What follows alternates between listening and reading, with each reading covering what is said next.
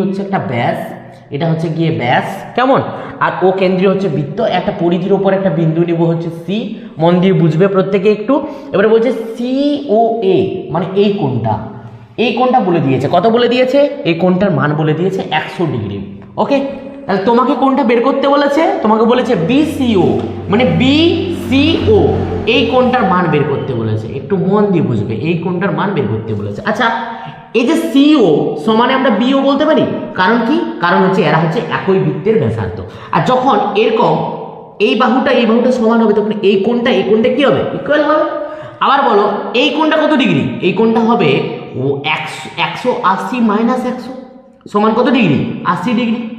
আচ্ছা, যদি একটা ত্রিভুজের তিনটা কোণের সমষ্টি কত ডিগ্রি হয়? 180 ডিগ্রি। তাহলে এটা যদি একাই 80 ডিগ্রি হয়, তাহলে এই দুটো কোণের সমষ্টি কত হবে? 100 ডিগ্রি। আর দুটো কোণ ইকুয়াল, তাহলে আমাকে বের করতে বলেছে কোন কোণটা? না বিসিও।